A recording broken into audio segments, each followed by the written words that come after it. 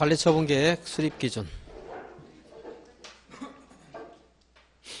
1, 2, 3번은 한번 읽어보겠습니다. 환지에서 공부한 것과 같은 내용이에요.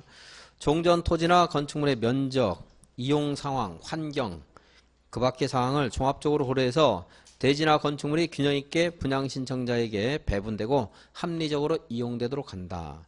환지에서는 이거 말고도 위치라든가 지목 같은 것들이 좀 들어갔는데 그 있고 없고는 중요하지 않습니다.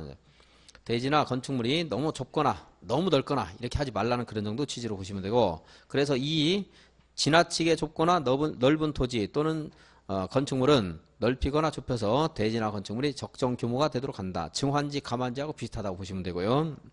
너무 좁은 토지나 건축물 그리고 정비구역 지정 후 분할된 토지 등에 대해서는 현금으로 청산할 수 있다. 그러니까 환지 부지정도 내가 신청해서 그런 경우도 있지만 강제로 부지정 당할 때가 있죠. 너무 작은 것들. 여기도 마찬가지로 너무 좁은 토지나 건축물은 분양 신청 자격을 주지 않고 그냥 현금으로 청산할 수도 있습니다. 그다음에 6. 한 세대 또는 한 명이 하나 이상의 주택이나 토지를 소유한 경우에 몇 개를 줘요? 1주택. 1주택을 공급하고 같은 세대에 속하지 않는 둘 이상이 하나의 주택을 소유한 경우에도 몇 개를 줘요? 1주택을 공급한다고 했죠? 그런데 이거 여기에 대한 예외가 있습니다. 관리처분계획 수립할 때 아까 제가 토지나 건축물에 대해서 이제 분양 신청을 한다고 했고요. 지상권자는 아니라고 했습니다. 그러면서 한 사람이 이렇게 5주택을 소유하고 있다. 몇 개를 준다고요? 한 개 주는 게 원칙이라고 했죠? 여기에 대한 예외. 1. 과밀, 억제, 권역이 아닌 경우. 과밀, 억제, 권역이 아닌 경우에는 가진 주택 수만큼 공급할 수가 있습니다. 그리고 두 번째, 기숙사 또는 숙소 용도로 쓰고 있는 경우에도 가진 주택 수만큼 공급할 수 있습니다. 세 번째, 국가나 지자체나 한국토지특공사 등 있죠? 공사 등이 사업 시행할 때도 또 가진 주택 수만큼 공급할 수 있습니다. 이제 하나가 더 있었는데 그 없어졌습니다. 안 봐도 되고. 그리고 이거는 도시개발법에서도 입체환지 신청에서도 한번 봤던 거예요. 입체환지 신청에서.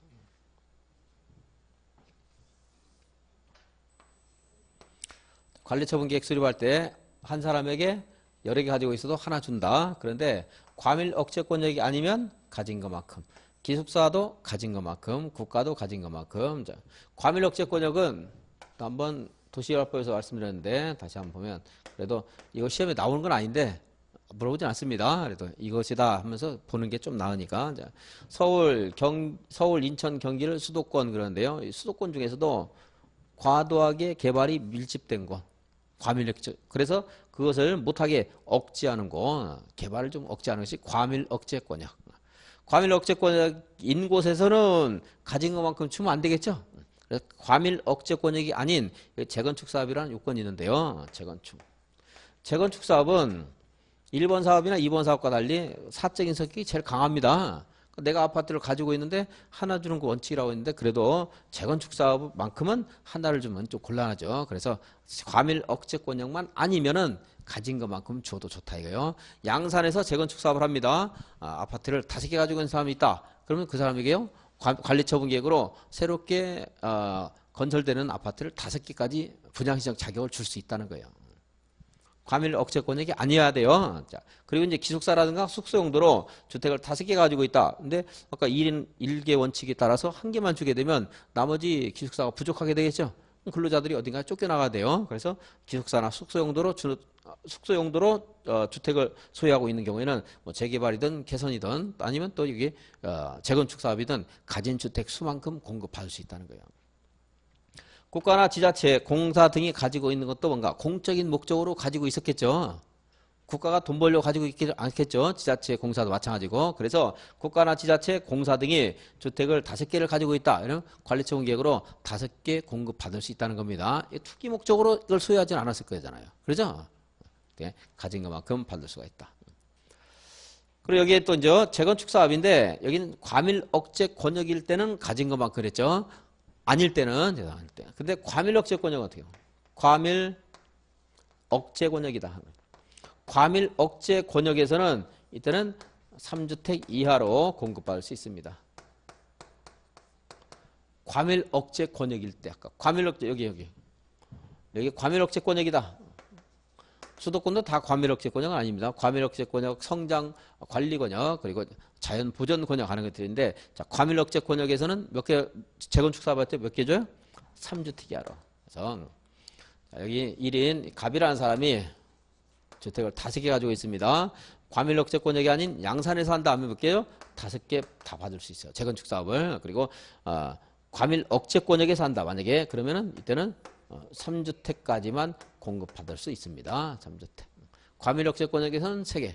과밀 억제 권역이 아니면 5개. 재건축 사업만 그래요. 재건축 사업.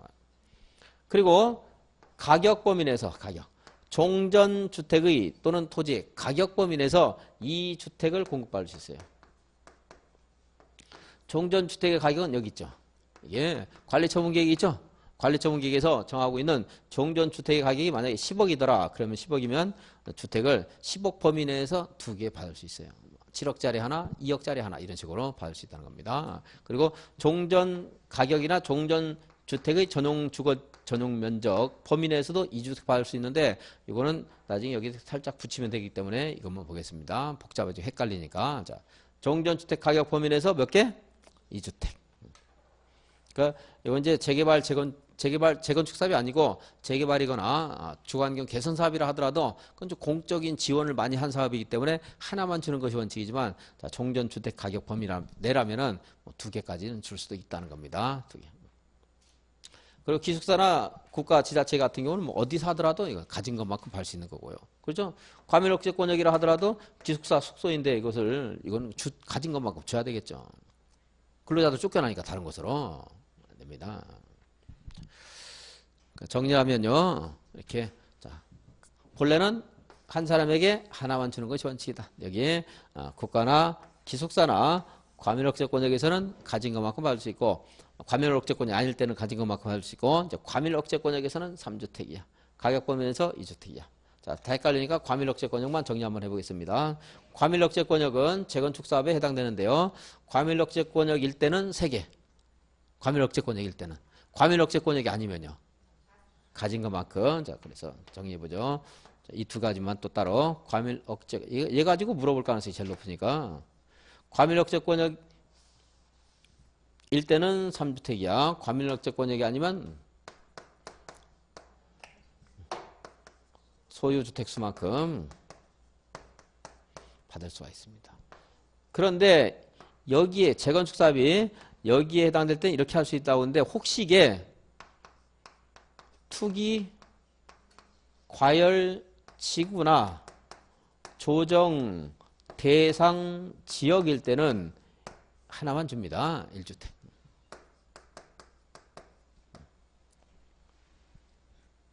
그래서 아까 여기가 과밀 억제 권역 3주택, 과밀 억제 권역 아니면 가진 것만큼 했는데, 여기가 만약에 투기 과열 지구나 해운대처럼 조정 대상 지역이다 이럴 때는 가진 것만큼 줍니다. 가진 것만큼.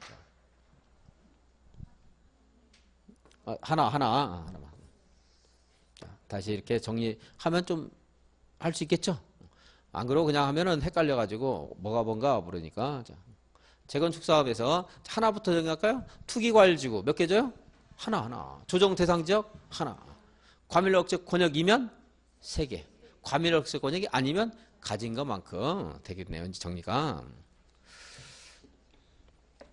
한번 읽어보겠습니다. 432페이지. 6번. 한 세대가, 이건 읽었나요? 7번. 자, 동그라미 2번만 보입니다. 다음의 경우에는 토지 등 소유자에게 소유한 주택 수만큼 공급할 수 있다. 1. 기억. 과밀 억제 권역에 위치하지 아니한 재건축 사업의 토지 등 소유자.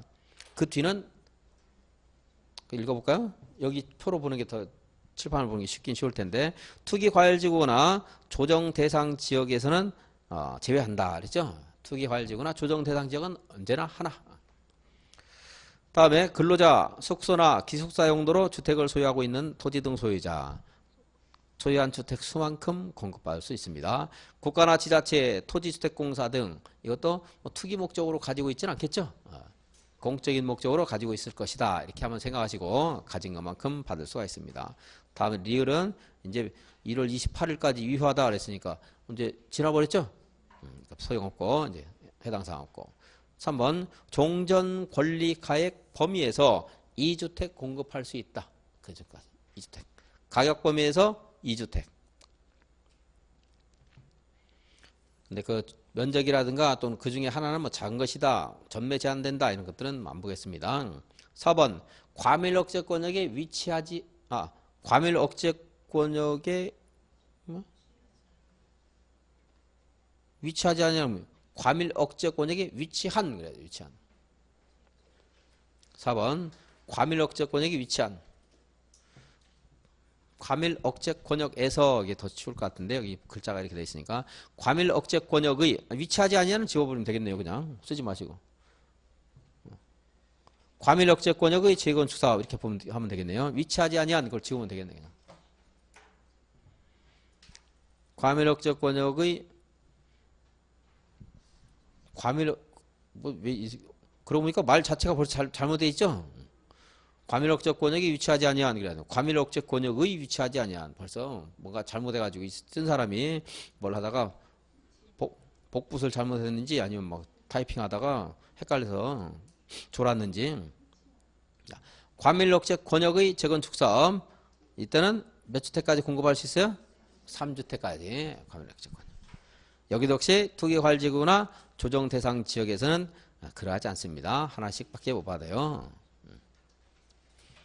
조정 대상 지역은 이제 국토교통부 장관이 지정할 수 있는 겁니다. 나중에 이제 보겠고.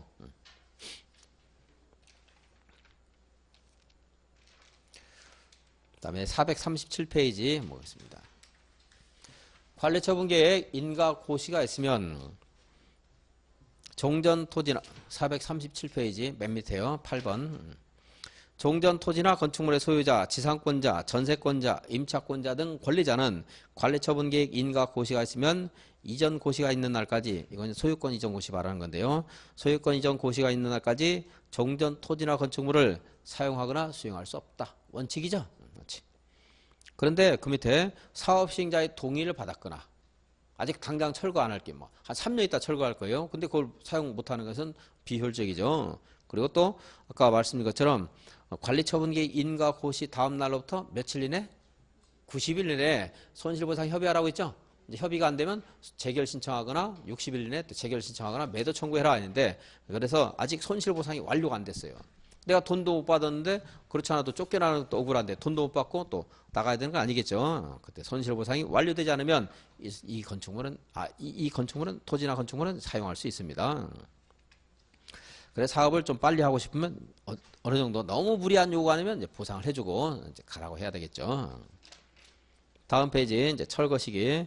사업 시행자는 관리처분계획 인가 고시가 있으면 철거를 할 수가 있습니다. 사업 시행 인가 고시가 있으면 철거하는 게 아니죠. 관리처분계획 인가 고시가 있으면 이제 철거할 수 있습니다. 근데 철거에도 예외가 있을 수 있는데 그 밑에 보시면 기존 건축물의 붕괴 등 안전사고 우려가 있다. 당장 무너질 것 같은데 뭐 그것을 관리처분계획 인가 고시가 있을 때까지 지금 노후 불량 건축물 대상으로 해서 우리가 사업을 하고 있죠. 그래서 당장 붕괴 우려가 있다 이럴 때는 관리처분계획 인가 전에도 이제 철거를 할 수가 있습니다. 폐공가 등의 이건 뭐 붕괴 우려가 있는 거 아닌데 사람들이 빈집이기 때문에 범죄 발생 우려가 있다 이런 것들도 이제 미리 철거할 수 있습니다.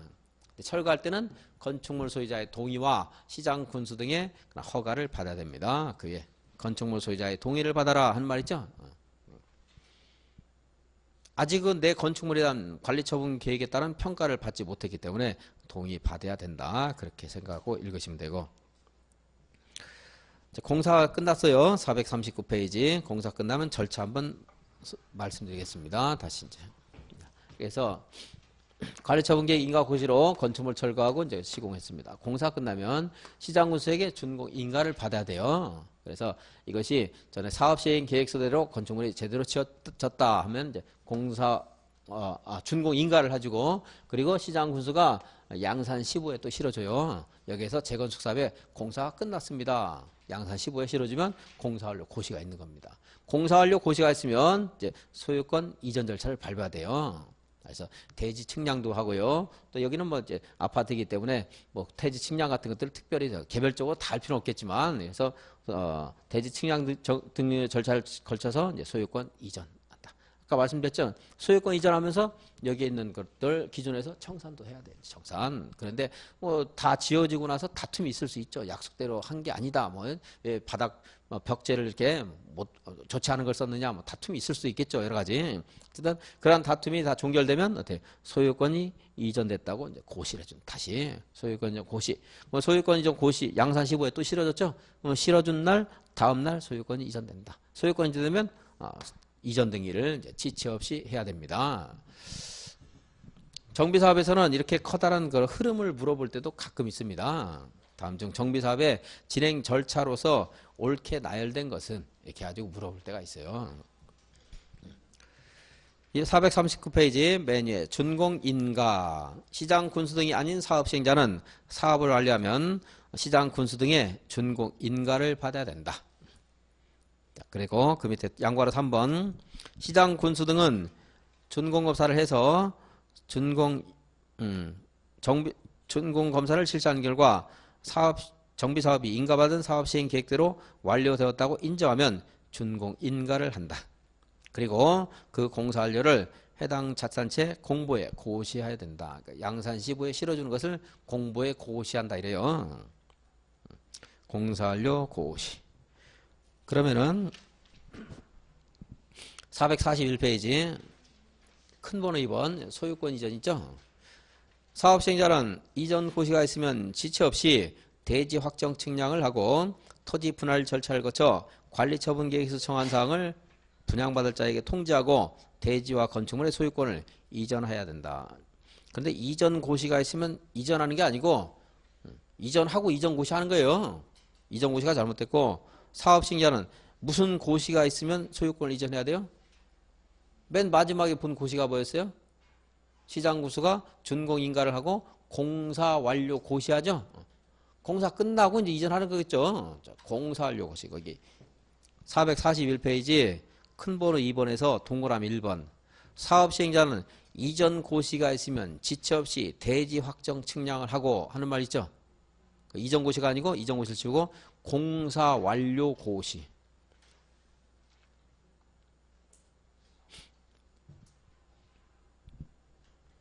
공사 완료 고시.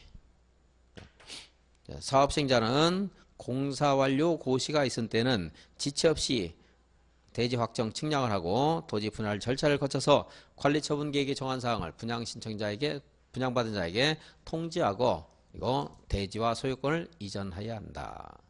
이전하고 이전 고시하는 거죠. 이전하고 그 밑에 양괄호 2번 사업시행자는 대지 건축물의 소유권을 이전하려는 때는 해당 자치단체 공보에 고시하고 시장구세에게 보고한다. 그러니까 이전하는 절차, 이전하는 과정에서 여러 가지 다툼이 또 있을 수 있겠죠. 청산금 문제라든가 공사가 잘 됐네, 잘못됐네 이런 다툼 같은 게 있을 수가 있습니다. 그래서 그런 것들이 이제 분쟁이 다 해결되고 나면 양산 15에 또 실어요. 이제 소유권이 이전됐습니다. 그게 소유권 이전 고시입니다. 소유권 이전은 여러 가지 이제 사실행위와 관련된 것들 또 이제 다툼 같은 것들 다 해결하는 것이 소유권 이전이고 그게 다 끝나고 나면 역시 소유권 이전 고시. 그럼 권리 귀속 시점은 언제라고 했죠? 소유권 대지나 건축물 분양받을 자는 고시가 있은 날의 다음 날. 위에 있는 고시 말하는 거죠. 소유권 이전 고시. 소유권 이전 고시가 있은 날의 다음 날에 대지나 건축물의 소유권을 취득한다. 그러면 그 밑에 대지나 건축물을 분양받을 자에게 소유권을 이전한 경우에 종전 토지나 건축물에 있었던 온갖 권리 있을 수 있죠. 소유권에 뭐 부담이 되는 권리들 이것은 어떻게 돼요? 이전받은 대지나 건축물에 설정된 것으로 본다. 언제 이렇게 되죠? 무슨 날? 소유권 이전 고시 다음 날. 그래 되겠죠? 역시 똑같이. 이건 소유권에 종속된 권리들이니까. 그럼 다음에 442페이지 등기 시점. 사업 시행자는 이전 고시가 있으면 지체 없이 대지 건축물에 관한 등기를 촉탁하거나 신청해야 된다. 그러니까 환지와 좀 다르다고 했죠. 그리고 청산금. 대지나 건축물을 분양받을 자가 종전에 소유하고 있었던 토지나 건축물의 가격과 분양받은 대지나 건축물의 가격 사이에 차이가 있으면 이전 고시가 있은 후 청산금을 징수하거나 분양받을 자에게 지급해야 된다. 이 징수 분양받을 권리는 소멸시효가 몇 년이에요? 5년이죠. 공법상의 채권은 5년 그랬습니다. 근데 소멸시효는 권리를 행사할 수 있는 날부터 시작된 것이기 때문에 언제부터 5년이겠어요? 소유권이죠. 고시 다음 날로부터 5년. 다음 페이지에 있습니다. 444페이지. 청산금 지급받을 권리 또는 이를 징수할 권리는 이전 고시일 다음 날부터 몇 년? 5년간 행사하지 않으면 소멸한다. 소멸하기 때문에 페이지도 마침 사자가 3개나 있네요.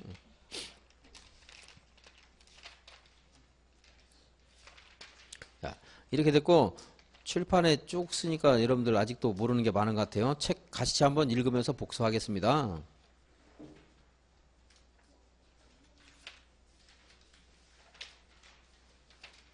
아직은 책 읽어보고 절차 다시 한번 그려드릴게요. 342페이지.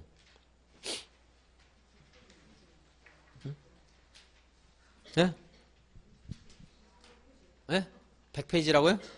페이지가 100, 그러네. 지금 444 읽었는데. 많죠, 많기는. 그래서 항상 말씀드리기를 제가 필기보다 자꾸 들으셔야 된다 이런 게 어쨌든 간에 어느 정도 일정 양 정도는 여러분들 이해해서 소화를 시켜야 돼요. 어떻게든 간에. 외워갖고 안 되고 자꾸. 342페이지. 자, 3가지 사업이 있습니다. 개선사업, 개발사업, 건축사업 있죠.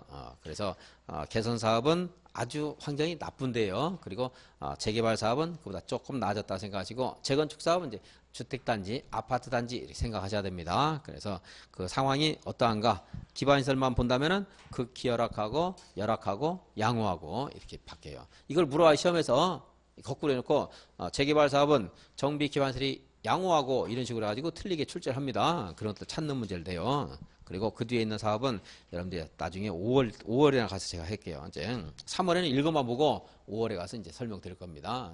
안 그러면 헷갈려서 정리 안 되니까 노후불량 건축물이라는 것이 있구나 하는 정도 이거 보시면 되겠고 정비 기반시설과 공동이용시설, 공동이용시설만 한번 읽어보고 넘어가겠습니다.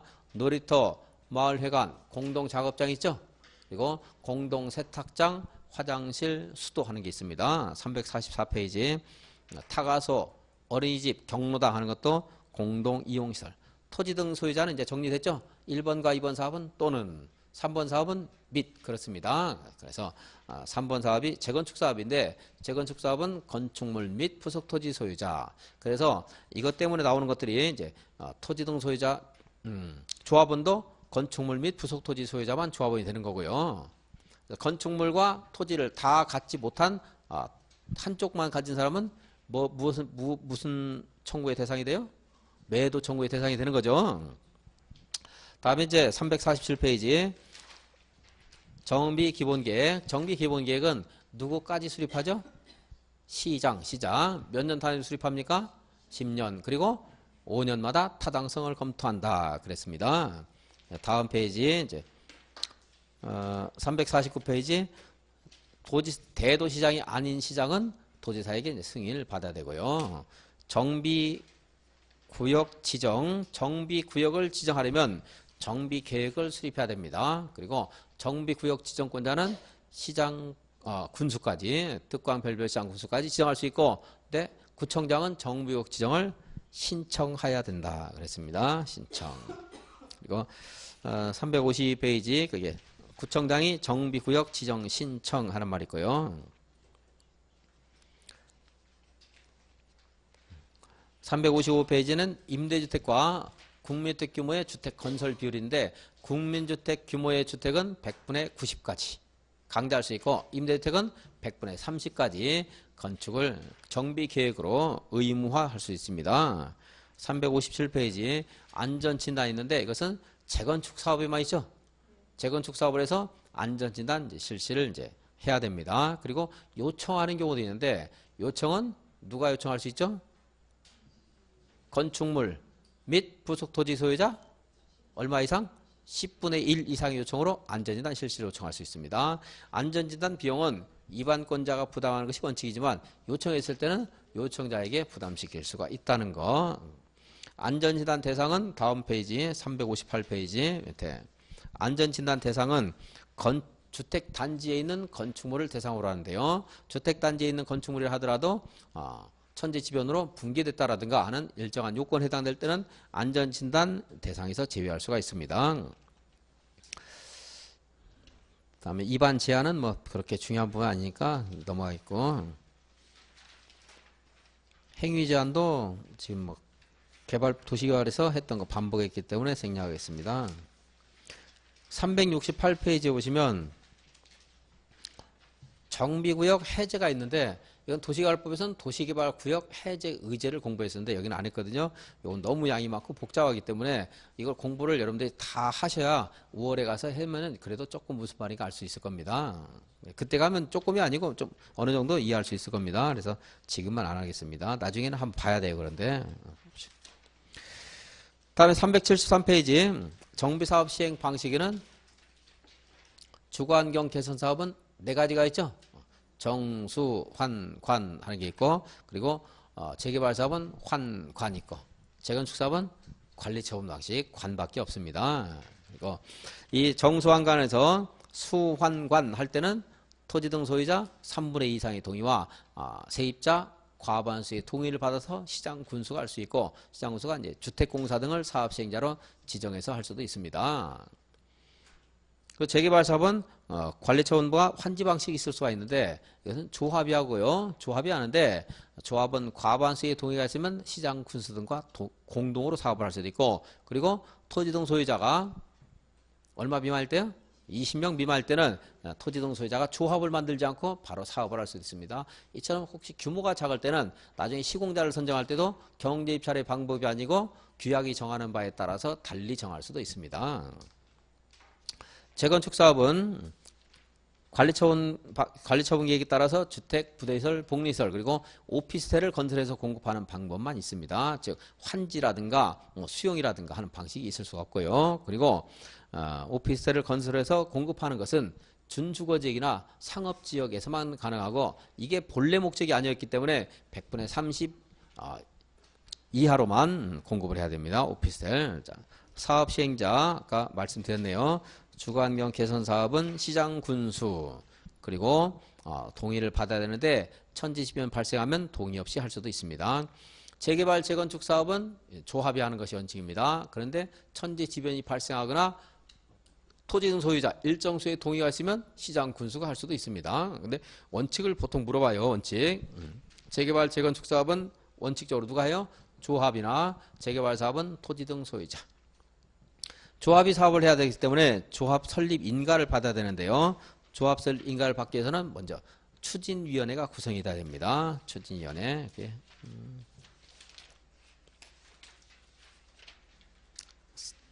381페이지 시공자도 한번 보고 넘어가겠습니다. 시공자. 좀 전에 봤는데 381페이지 시공자 경제입찰 방법의 원칙. 근데 이 회상 유찰되면 수익에 할 수 있고요. 그리고 조합원이 100명 이하이거나 토지 등 소유자가 할 때는 정관이나 규약이 정하는 바에 따라서 시공자를 선정할 수 있다. 시장 군수가 시공자를 선정할 때는 주민대표회의가 시공자를 추천하면 추천받은 자를 시공자로 선정을 해야 되고 이 시공자와 철거에 관한 사항도 계약 내용으로 포함을 시켜서 계약을 체결해야 됩니다. 383페이지 조합설립추진위원회. 조합설립추진위원회는 토지 등 소유자 과반수의 동의를 받고 시장 군수의 승인을 받아야 됩니다. 근데 조합설립추진위원회 위원은 위원장을 포함해서 5명 이상 해야 되죠? 5명 이상. 그리고 이때 조합설립추진위원회가 일정 수 이상의 또 동의를 받아서 조합설립 인가를 신청해야 되는데 조합설립에 추진위원회 구성에 동의한 사람은 조합설립 인가에도 동의한 것으로 보는데 물론 반대 의사를 표시해서 처리할 수 있습니다. 조합설립의 그런 동의 요건, 조합설립 동의 요건은 재개발 사업은 토지 등 소유자 4분의 3, 388페이지. 재개발 사업은 토지 등 소유자 4분의 3과 토지 면적 2분의 1. 재건축 사업은 4분의 3, 3분의 2, 4분의 3, 4분의 3. 주택단지 바뀐가 아닌가에 따라서 나눠집니다. 그리고 조합은요. 391페이지 토지 등 소유자 산정. 지금 여러분들 공부할 때 이게 토지 등 소유자 산정 요건이죠. 그림 그렸던 게. 근데 어디서 물어봐도 이 원칙은 똑같다고 생각하시면 돼요. 1인이 여러 개를 가지고 있어요. 그러면 이것은 하나로 보면 돼. 하나. 그리고 수인이 여러 사람이 하나를 가지고 있어요. 이것도 그냥 하나 보시면 돼요. 공유죠. 이거 공유. 공유할 때는 공유는 대표하는 사람 한 명이에요. 토지 소유자와 지상권자가 있을 때는 그것도 그냥 공유라고 생각하시면 돼요. 하나입니다. 하나. 그래서 한 필지에 그러니까 이 토지동 소유자 동의 산정뿐만이 아니고 나중에 관리처분계획 수립할 때도 그렇고요. 도시개발법에서 물어보든 여기서 물어보든 이 말이 공유하는 말로 하면 한 명. 한 필지의 토지나 하나의 건축물이 수인 공유에 속할 때는 공유자를 대표하는 수인을 대표하는 한 명만 토지등 소유자라고 산정한다. 토지에 지상권이 설정되어 있는 경우 토지 소유자와 지상권자를 대표하는 한 명. 한 명이 다수 필지나 다수 건축물을 가지고 있다. 이래도 그냥 한 명 그렇게 합니다. 어디서나 그냥 그렇다 하시면 되고 393페이지 조합은 법인으로 한다 그랬죠. 그래서 조합설 인가를 받고 등기를 한때 성립한다. 성립하고 394페이지 조합원의 자격 토지 등 소유자. 근데 재건축의 경우에는 동의한 조합설례에 동의한 토지 등 소유자만 조합원이 된다. 그랬습니다. 동의하지 않은 사람은 사업에 반대하는 사람은 다 매도 청구의 대상이 돼요. 매도 청구.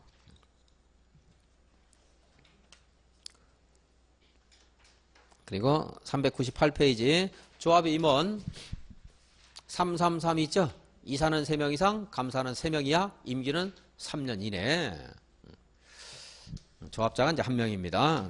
그리고 조합 임원 감사가 하는 중요한 일을 하나 꼭 항상 보셔야 되고요. 그리고 임원 결격 사유도 뭐 한 번씩 보셔야 됩니다. 볼 때마다 도시개발조합도 그렇고 여기도 그렇고 도시개발조합과 여기가 이제 다른 게 하나 추가되는데 그 추가되는 걸 지금 공부하면 안 돼요. 같다고 생각하면서 계속 공부하다가 나중에 뭐 정리가 다 된 다음에 한번 읽어보시거나 아니 정리가 이것 안 되면 안 보고 넘어가야 돼. 그냥 헷갈리기 때문에. 그다음에 이제 조합 임원 결격 사유에 해당되면 당연 퇴임한다 그랬고 퇴임 전 관여한 행위 효력이 잃지 않는다는 것도 중요합니다. 만약에 효력을 잃도록 한다면 더 문제죠. 그 선의의 상대방이 피해를 입기 때문에. 그래서 만약에 아주 불리한 계약을 체결하면 일부러 사람들 두고 패고 교도소 갑니다. 그러면 이제 몇백억, 몇십억 절약하는 경우도 있으니까 안 되겠죠. 퇴임 전 관여한 행위는 효력을 잃지 아니한다. 당연하고. 그다음에 총회 의결 정족수는 출석 조합원 과반수죠. 원칙 일반적인 거. 그런데 조합원 과반수가 있죠. 정비사업 사업 시행 계획서와 그리고 관리 처분 계획의 수립 변경에 대해서는 조합원 과반수의 동의가 필요하다.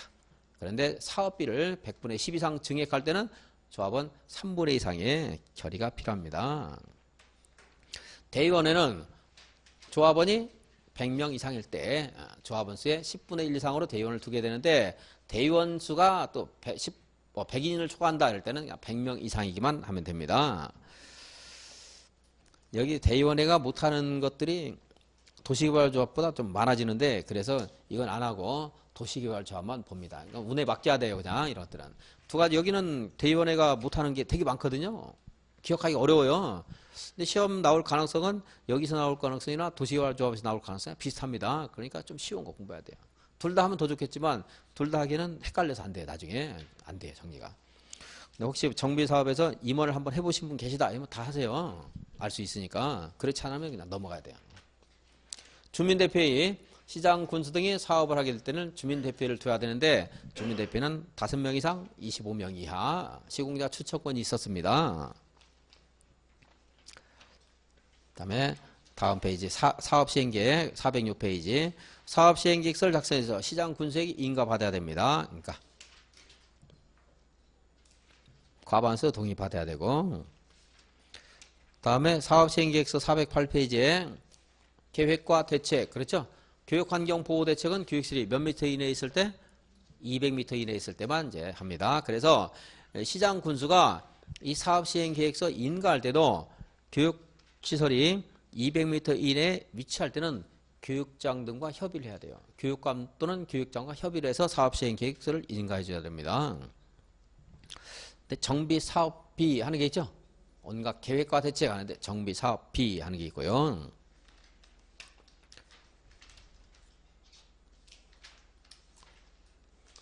(417페이지) 이제 사업 시행을 위한 조치로서 임시 거주시설을 설치해야 된다.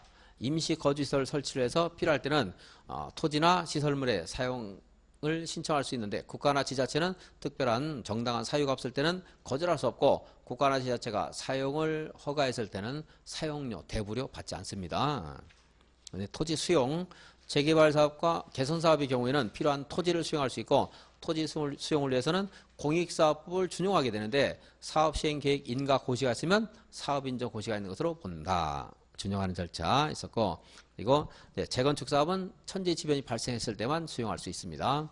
재건축 사업은 수용 대신에 그래서 매도 청구라는 제도가 있죠. 따라서 매도 청구는 사업을 하지 않겠다고 하는 사람들, 그걸 달리 말하면 조합 설립에 동의를 하지 않거나 또는 시장 구조 등의 사업 시행자 지정에 동의하지 아니한 자, 건축물만 가졌거나 토지만 가진 자에게 매도 청구할 수 있습니다.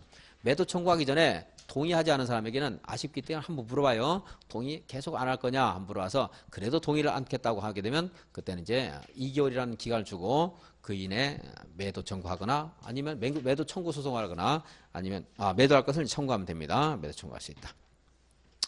매도 청구 소송은 이제 관리처분 계획 다음에 있는 거고 다음에 재건축 사업의 특례고 425페이지 관리처분 계획. 관리처분 계획은 분양 안내를 하고 분양 신청 결과를 토대로 해서 관리처분 계획 수립하는 겁니다. 관리처분 계획에는 뭐 지금 여러분들이 이제 지금 몇 번 보면은 다음 순환에 가면 또 잊어먹겠지만 지금 이해할 수 있는 게 있죠. 분양 신청자가 가지고 있었던 종전 토지나 건축물의 가격, 그죠? 그리고 이제 토지를 정비해서 건축물을 건축할 수 있도록 했기 때문에 여기 생긴 것은 대지라고 합니다. 여기는 토지, 여기는 아직 개발하지 않은 토지도 있을 수가 있기 때문에 토지, 저기는 되지 않은데 구별 안 하셔도 돼요. 자, 분양받게 되는 대지나 건축물의 추산액, 그리고 소유권 이외의 권리, 이런 것들이 다 관리처분 계획이 있어야 됩니다. 이제 관리처분 계획에 따라서 나중에 이제 그 소유권을 이전해주고 또 관리처분 계획을 기준해서 청산금을 지급하거나 징수를 하게 됩니다. 분양 신청하지 않은 사람 어떻게 해야 돼요? 여기서는 사업할 때까지 기다리게 하면 안 되겠죠. 빨리 돈을 줘서 보내야 돼요. 집을 살 수 있도록 하기 위해서. 그래서 관리처분 계획 인가 고시 다음 날로부터 90일 이내에 손실 보상에 관한 협의를 해야 됩니다. 협의가 되면 그 보상금을 주면 돼요. 협의가 안 되면은 그때는 이제 90일 이내에 수용 재개를 신청하거나 매도 청구 소송을 해야 돼요. 60일 이내에. 그리고 분양 신청 안 한 사람이거나 아니면 너무 좁은 토지의 경우는 분양신청 대상에서 제외할 수 있다 했죠. 분양신청 대상에서 제외된 사람도 이제 90일 내에 협의해서 보상금을 지급해야 됩니다. 협의가 안 되면 60일 이내에 이제 소송을 해야 되고요. 다음 페이지. 관리처분 계획은 분양신청 기간이 종료된 다음 날로 분양신청 기간이 종료되고 관리처분 계획을 수립해야 됩니다. 시장군수 인가 받아야 되고 인가받은 사항 변경 폐지할 때도 인가 받아야 됩니다. 거기 아까 제가 앞에서 그 분양 안내에서 말씀드렸네요. 그 관리처분 계획 있는 세 가지 내용 여기 있고 관리처분 계획 수립 기준 한 사람에게 몇 개 줘요? 하나 준다. 하나. 그런데 자 이제 정리하면 복잡하니까 투기과열지구는 재건축만 정리하면 투기과열지구 하나 주죠. 투기과열지구. 과밀억제권역은요. 세 개. 과밀억제권역이 아니면 가진 소유한 주택 수만큼 공급할 수 있습니다. 재건축 사업이고요. 그리고 이제 일반적인 사업은 한 사람에게 하나 주는 게 원칙인데 과밀 억제가 아닌 재건축도 가진 것만큼이지만 기숙사, 국가 이런 것들은 필요성을 생각하시면 암기 안 하셔도 될 거예요. 뭐 이걸 가진 것만큼 주지 않을 때는 기숙사가 문제가 될 것이고 국가나 지자체의 경우에 뭔가 공적인 목적으로 가지고 있었을 것입니다. 그래서 투기 목적이 아니기 때문에 가진 것만큼 받을 수가 있습니다. 그리고 하나 남았네요. 가격 범위 내에서 2개 받을 수 있다. 그렇죠? 이 관리처분 계획이 이제 인가 고시가 되면 기존의 건축물은 437페이지 사용하거나 수익할 수 없죠. 이거 이제 사용 수익 못하고 다만 이제 사업시행자 동의를 받았거나 또는 분양시정 안 한 사람은 또는 분양시정 대상에서 제외된 사람은 보상을 해줘야 되는데 보상을 아직 받지 못했다라든가 이랬을 때는 사용 수익을 정지할 수 없고 계속 자기가 사용할 수 있습니다. 다음 페이지 철거는요 역시 철거도 관리처분계획 인가 고시 후에 철거를 해야 됩니다. 그런데 예외가 있는데 뭐 너무 붕괴 우려가 있어서 너무 위험한 건축물. 또 위험한 게 하나 있죠. 범죄 문제로 뭐 폐공가 등 범죄 발생의 가능성이 있다라든가 이럴 때는 그걸 사전에 예방하는 게 좀 낫겠죠. 건축물 소유자 동의와 건축물 소유자 동의 이것은 또 혹시 사업시행자가 살짝 기마하거나 또는 강압으로 할 수 있기 때문에 시장군수의 허가도 같이 받아야 돼요. 근데 거기까지는 물어볼 가능성이 많지는 않습니다. 건축물 소유자 동의 정도만 기억을 해주시고 건축물 소유자 동의를 받고 그리고 나서 이제 철거할 수 있는 관리처분계획 인가 전에 철거할 수 있는 예외가 있다. 이 정도. 그다음에 이제 사업이 공사가 다 끝나고 나면 준공 인가를 받고 준공 인가를 통과하면 시장 군수 등이 공사 완료 고시를 합니다. 공사 완료 고시 후에 지체 없이 뭘 해야 돼요? 이제 소유권 이전 시켜야 되겠죠? 소유권 이전 절차를 밟아야 됩니다. 그래서 441페이지죠. 소유권 이전 절차를 밟아서 이제 분쟁이 다 종료되면 그랬더니 이제 권리관계에 대한 확정이 끝나고 나면 이제 소유권 이전 고시해 줍니다. 또 고시일이 있겠죠. 그래서 공부의 고시라면 소유권 이전 고시일 다음날 소유권은 이전되고 그 종전에 있었던 토지나 건축물에 있었던 부수된 권리들은 종된 권리는 새롭게 분양받은 건축물로 다 이전을 하게 된다. 청산금도 이제 확정이 되고 청산금은 소유권 이전 고시일 다음날부터 지급하거나 징수하게 되는데 5년 동안 행사하지 않으면 청산금에 대한 권리가 소멸할 수가 있습니다. 이렇게 해서 정비법까지 한번 또 복습했고요. 설을 설 봤죠? 설 보내시고 그 다음 주에 건축법 보도록 하겠습니다. 수고하셨습니다.